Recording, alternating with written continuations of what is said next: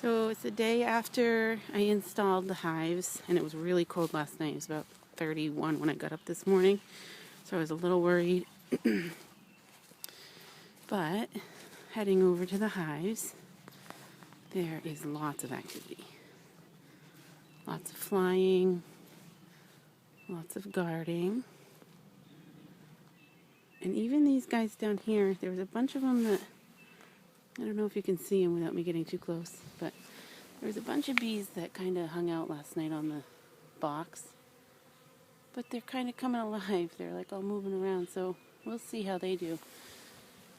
But lots of activity, lots of flying. They sound like a bunch of bees.